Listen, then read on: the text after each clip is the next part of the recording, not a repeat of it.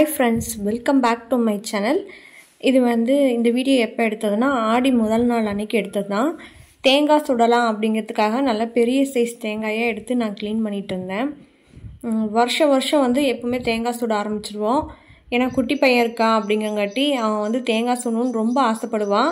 அவனோட ஃப்ரெண்ட்ஸ் கூட சேர்ந்து அவன் தேங்காய் சுடணும்னு இன்றைக்கும் கேட்டுகிட்டே இருந்தான். சரின்னு சொல்லி நான் க்ளீன் பண்ணிகிட்டு இருந்தேன். நான் ஒரு தேங்காய் போதும் அப்படின்னு சொல்லிட்டு இருந்தேன். அவனுக்கு 2 தேங்காய் வேணும்னு அவன் ஒன்று க்ளீன் பண்ணிகிட்டு இருந்தான். அப்புறம் நான் ஒன்று வந்து ஃபுல்லாக க்ளீன் பண்ணிகிட்டு இருந்தேன்.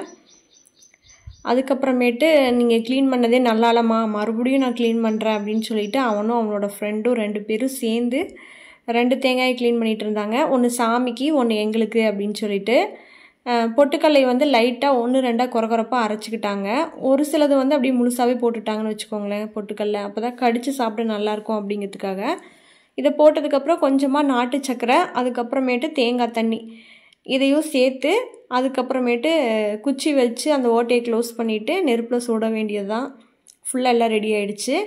அதுக்கப்புறம் நெருப்பத்தை வைக்க போயிட்டாங்க. நானும் பற்ற வச்சுருவாங்கன்னு பக்கத்தில் நின்று பார்த்துக்கிட்டே இருந்தேன்.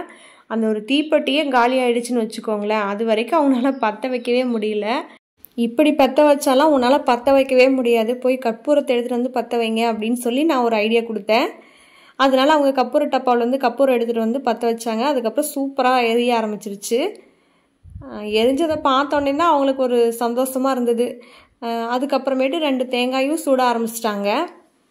நெருப்பு சூப்பராக எரிய ஆரம்பிச்சிருச்சு கொஞ்ச நேரத்துலையே. சுற்றி இருக்கிற கட்டையெல்லாம் வந்து ஓடி 3 பேரும் பொறுக்கிட்டு வந்து வச்சுட்டாங்க. இந்த குச்சி உடைக்கிறான் உடைக்கவே முடியல அவனால். ஒரு வழியாக உடைச்சிட்டான். ஜாலியாக இந்த மாதிரி தான் எங்களுக்கு ஆடி வந்து நகர்ந்துச்சு. இந்த ஃபுல் டே வந்து ஆடியில் நாங்கள் என்னென்ன பண்ணோம் அப்படிங்கிறத இந்த வீடியோ ஃபுல்லாகவே இருக்குது. அதுக்கப்புறமேட்டு ஒரு தேங்காய் வந்து சாமிக்காக வச்சுட்டு இன்னொன்று மட்டும் அவங்க கட் பண்ணி சாப்பிட்டுட்டு இருந்தாங்க. கொஞ்ச நேரம் கழித்து நான் நகைப்பழம் பொறுக்க போகலாம் அப்படிங்கிறதுக்காக நகைப்பழம் எடுக்கிறதுக்கு நான் வந்துட்டேன் காட்டுக்கு. நிறைய நகைப்பழம் கொட்டி கிடக்குன்னு வச்சுக்கோங்களேன். ஃபுல்லாக சாப்பிட அவ்வளோ டேஸ்ட்டாக இருக்குது இந்த மரத்துக்காய். அதனால் சரி எடுத்துகிட்டு வரலாம் அப்படிங்கிறதுக்காக நான் மட்டும் வந்தேன்.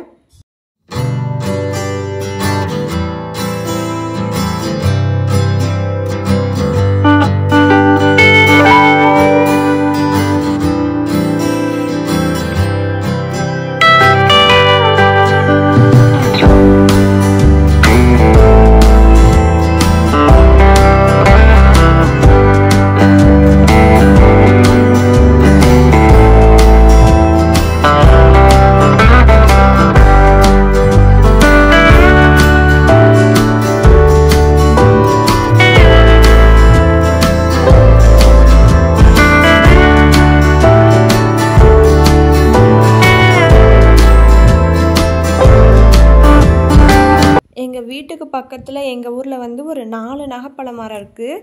ஒவ்வொரு பழத்தோட டேஸ்ட்டும் வந்து ஒவ்வொரு மாதிரி இருக்கும். ஒரு பழம் ரொம்ப துவர்ப்பாக இருக்கும், ஒவ்வொன்றும் ரொம்ப ஸ்வீட்டாக இருக்கும். நான் எது இனிப்பாக நல்லா டேஸ்ட்டாக இருக்குதோ அந்த மரத்து பழம் தான் அதிகமாக எடுக்க போவோம். இந்த மரத்தில் காய்க்கிற பழமும் நல்லா டேஸ்ட்டாக இருக்கும். ஸ்டார்டிங்கில் காய்க்கிற பழம் வந்து கொஞ்சம் துவர்ப்பாக இருக்கிற மாதிரி தான் இருந்தது. அந்த சீசன் முடிகிற டைமில் எடுக்கிறப்போ அவ்வளோ ருசியாக இனிப்பாக இருக்கும்னு வச்சுக்கோங்களேன். நம்ம கடையில் ஹைப்ரிட் பழம் வாங்குகிறோம் பார்த்தீங்களா, அந்த அளவுக்கு இதுவும் டேஸ்ட்டாக இருக்கும் அந்த சீசன் முடிகிற டைமில் மட்டும். பழம் நல்லா மொட்டாக இருந்துச்சு. ஆனால் நிறைய மண்ணில் தான் கொட்டி கிடந்துச்சு. அவங்க துணியும் விரித்து போட்டு வச்சுருந்தாங்க. அதில் வந்து அதிகமாக பழமே இல்லை, ஃபுல்லாக எல்லாம் கீழே தான் கொட்டி கிடந்தது. எனக்கு வேணுங்கிற அளவுக்கு நிறைய எடுத்துகிட்டு அதுக்கப்புறம் வீட்டுக்கு கிளம்பியாச்சு. இதை தண்ணியில் அலசி வச்சோம்னா பூசா முடிச்ச மாதிரி ஆயிடுது. அதனால் நம்ம வந்து சாப்பிட்றப்ப மட்டும் கழுவி சாப்பிட்ணும். அப்போ தான் ரொம்ப நல்லாயிருக்கும். தண்ணியில் போட்டாவே கொஞ்சம் டேஸ்ட்டு கம்மியாக தான் இருக்கும். நான் போயிட்டுருக்க வழியில் இந்த கத்திரிக்காவும் நான் கொண்டு வந்த நகைப்பழமும் ஒரே கலரில் இருந்துச்சு. கத்திரிக்காய்லாம் இந்த அளவுக்கு கலர் சேஞ்ச் ஆயிடுச்சுன்னு பாருங்களேன். இந்த கலரில் நான் இப்போ தான் அதிகமாக பார்க்குறேன். நான் வந்து நகைப்பழம் எடுக்க வந்து ஒரு கவர் எடுத்துகிட்டு போயிருந்தேன். அந்த கவர் ஃபுல்லாக நிறைய எடுத்துகிட்டு வந்துட்டேன். பக்கத்தில் இருக்க எல்லாத்துக்கும் வந்து இதை ஷேர் பண்ணி கொடுக்கலாம் அப்படிங்கிறதுக்காக தான் எடுத்துகிட்டு வந்தேன். வேஸ்ட் ஆகிரும் அப்படிங்கிறதுனால. அடுத்து வந்து அன்னைக்கு ஈவினிங் டைம் வந்து அண்ணா வீட்டுக்கு பக்கத்தில் வந்து அண்ணா வீடு இருக்குது. அவங்க வந்து குச்சிக்கிழங்கு தோட்டம் வச்சுருக்காங்கன்னு வச்சுக்கோங்களேன். அவங்க வீட்டுக்கு தான் நான் போயிட்டுருக்கேன். போகிறப்ப இந்த மாடு தான் எனக்கு குறுகுறுன்னு பார்த்துட்டே இருந்தது. அதனால் அதையும் கவர் பண்ணிவிட்டு அப்படியே ஜாலியாக நடந்தாச்சு. நடந்து தான் போயிட்டு இருந்தேன். ரொம்ப பக்கம்தான், ஒரு 10 நிமிஷத்தில் போயிடலான்னு வச்சுக்கோங்களேன். இதுதான் அண்ணா வீடு. அவங்க வீட்டுக்கு வந்தாச்சு. அவங்க வந்து காட்டில் பொலியோரத்தில் வந்து நிறைய குச்சிக்கிழங்குச்சி வந்து ஊனி வச்சுருந்தாங்க. ஆக்சுவலாக அது வந்து தென்னந்தோப்பாக போடலாம் அப்படிங்கிறதுக்காக தென்னை மரம் நட்டு வச்சுருக்காங்க. தென்னங்கன்று வந்து நட்டு வச்சுருக்காங்க. அந்த பொலி ஓரத்துலேயே வந்து குச்சிக்கிழங்கு குச்சி, இடையிலலாம் வந்து ரோஸ் செடி, மல்லிகைப்பூ செடி, இந்த மாதிரி எல்லாமே இதில் வந்து வச்சுருக்காங்க. இதுதான் அவங்களோட காடுன்னு வச்சுக்கோங்களேன். தென்னங்கன்னெல்லாம் ஓரளவுக்கு பெருசாக இருக்குது. இடையில வந்து மல்லிகைப்பூ செடியும் பட்டு ரோஸும் நிறைய இருக்குது. நான் இந்த செடி தான் பிடுங்கலாம் அப்படின்னு சொல்லிட்டு பார்த்துட்டு இருந்தேன். ஒரு குச்சிக்கிழங்கு செடி பிடுங்கினா போதும் அப்படிங்கிறதுக்காக இதையே பிடிங்கிக்கலாம் அப்படின்னு பார்த்துட்டு இருந்தேன். ரோஸ் பாருங்கள், அவ்வளோ அழகாக வெடிச்சு கிடக்குது. இது நல்லா செடி பெருசானா செடி ஃபுல்லாக பூவாக தான் இருக்கும். அந்தளவுக்கு நல்லா இருக்குன்னு வச்சுக்கோங்களேன் பார்க்கவும். இது வந்து ஆன்லைனில் ஆர்டர் பண்ணி தான் வாங்கினாங்க. சரி, நம்ம வந்தோம் ரோஸையும் பொறிச்சிட்டு போயிடலாம் அப்படிங்கிறதுக்காக, கலர் ரொம்ப அழகாக இருக்குது, மல்லிகைப்பூவில் வச்சு கட்டலாம் அப்படிங்கிறதுக்காக நானும் கொஞ்சம் பொறிச்சிக்கிட்டேன். ஃபுல்லாக எல்லாமே செடி, நிறைய செடியை சுற்றி வெறும் களையாக தான் இருந்துச்சு. களைக்கொல்லி அடிக்கிறேன்னு சொல்லிட்டு இருந்தாங்க. கலர் அவ்வளோ நல்லாயிருக்கு பாருங்கள். இந்த குச்சிக்கிழங்கு குச்சியெல்லாம் என்னை விட ஹைட்டாக இருக்குது. அப்படின்னா எந்த செடியை பிடுங்கலாம் அப்படிங்கிறதுக்காக தான் லைனாக பார்த்துட்டு போயிட்டு இருந்தேன். உனக்கு எது பிடிக்குதோ அதை பிடுங்கிக்கோ அப்படின்ட்டாங்க. அதனால் எதை பிடுங்கலாம், எங்கே கொஞ்சம் ஈரமாக இருக்கோ அதை அந்த இடத்துல தான் நமக்கு குச்சிக்கிழங்கு வந்து நல்லா பிடுங்க ஈஸியாக இருக்கும். அப்படிங்கிறதுக்காக தான் நான் அப்படியே ஒரு ரவுண்ட்ஸ் போயிட்டுருந்தேன்.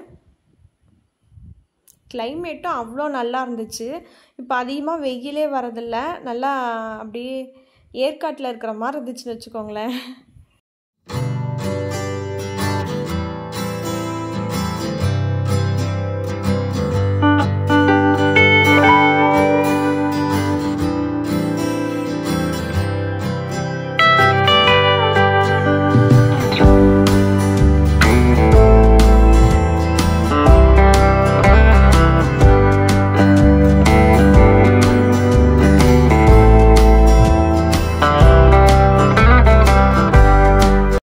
செடியை சுற்றி லைட்டாக வெட்டி விட்டுட்டு அதுக்கப்புறமேட்டு குச்சிக்கிழங்கு குச்சி அப்படியே பிடிச்சி லைட்டாக அசைச்சோம்னா அப்படியே அழகாக வந்துடுதுன்னு வச்சுக்கோங்களேன்.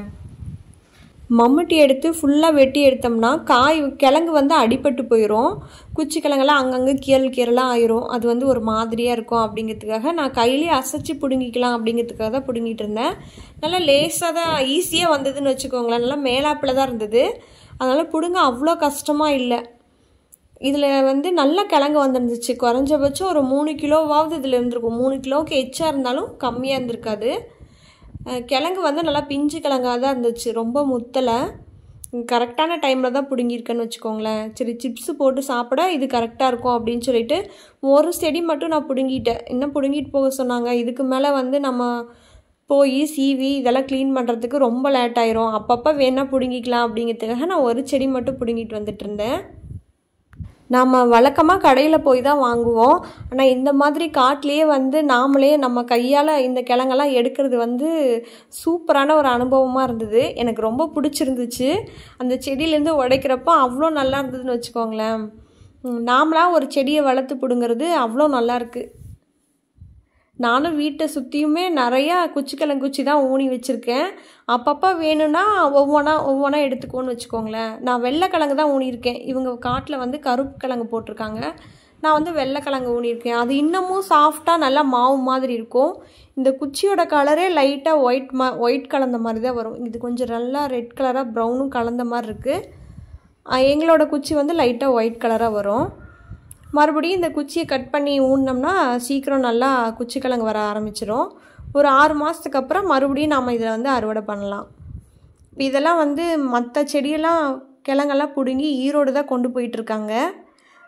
அங்கே கிலோ எந்த அளவுக்கு என்ன ரேட்டில் போகுது எனக்கு சரியாக தெரியல. ஆனால் ஃபுல்லாக வந்து இன்னும் 2-3 நாள் இதெல்லாம் பிடுங்கிடுவாங்கன்னு வச்சுக்கோங்களேன்.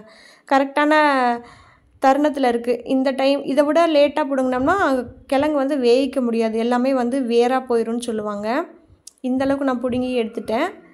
இதுக்கப்புறம் இதை வந்து க்ளீன் பண்ணி கழுவி சிப்ஸு போட வேண்டியது தான்.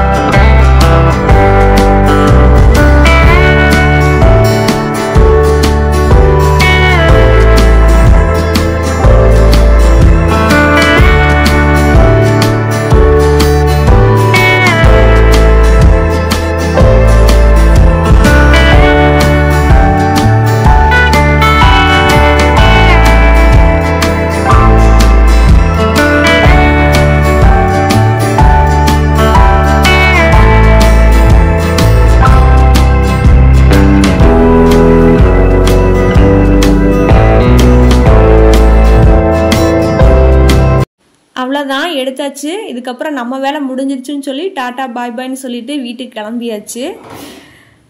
2-3 நாளாக இங்கே வரணும், குச்சிக்கிழங்கு எடுத்துகிட்டு போகணும்னு நினச்சிட்டே இருந்தேன். கொஞ்சம் வீட்டில் வேலை இருந்தங்காட்டி வரவே முடியல. இப்போயே நான் 4 நாள் கழிச்சு தான் இங்கே வந்திருக்கேன்.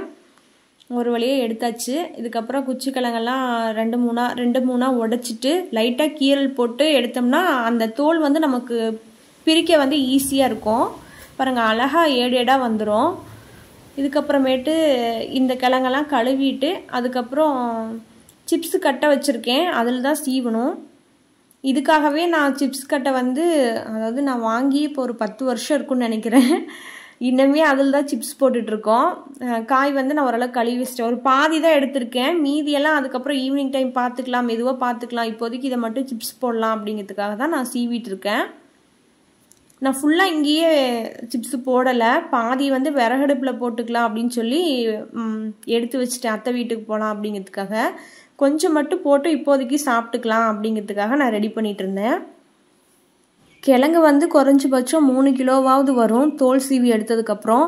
இதை கேஸ்லேயே செய்யணுன்னா 1 மணி நேரமாவது முழுசாக ஆகும் நமக்கு. அதனால் நம்ம விறகடுப்பாக இருந்தால் கொஞ்சம் நேரத்தில் செஞ்சிடலாம் அப்படிங்கிறதுக்காக ஃபுல்லாக எல்லா காயும் சீவி எடுத்து வச்சிட்டேன். இப்போ சாப்பிட மட்டும் கொஞ்சமாக பொரிச்சிக்கலாம் அப்படிங்கிறதுக்காக தான் பொரிச்சிட்ருக்கேன். சிப்ஸு வந்து அவ்வளோ டேஸ்ட்டாக இருந்துச்சு. நல்லா ஃப்ரெஷ்ஷாக அப்போவே எடுத்துகிட்டு வந்து அப்போவே செய்யங்காட்டி இதோட டேஸ்ட் வந்து செமையாக இருந்தது. நான் லைட்டாக உப்பு மிளகாத்தூள் போட்டு தட்டு நிறைய போட்டு சைலண்ட்டாக போய் உட்காந்துக்கிட்டேன். ஏன்னா காலையில் தேங்காய் சுடுறது, நகைப்பழம் செய்கிறது, எடுக்க போகிறது, அதுக்கப்புறம் சமையல் செஞ்சுட்டு கோயிலுக்கும் வேற போனோம். அதனால இப்போவாவது ஈவினிங் டைம் ரிலாக்ஸாக சாப்பிட்லாம் அப்படிங்கிறதுக்காக நான் எடுத்துகிட்டு வெளியில் வந்துட்டேன். என்னை பார்த்துட்டு மணியும் வந்து சவுண்டு, நான் மென்று சாப்பிட்ற சவுண்டு கேட்டோன்னே அவனும் வந்து எட்டி பார்த்துட்டே இருந்தான். சரி இந்தாடா நீயும் சாப்பிடுன்னு அவனும் நானும் மாற்றி மாற்றி சாப்பிட்டுட்டு இருந்தோம். Thank you friends.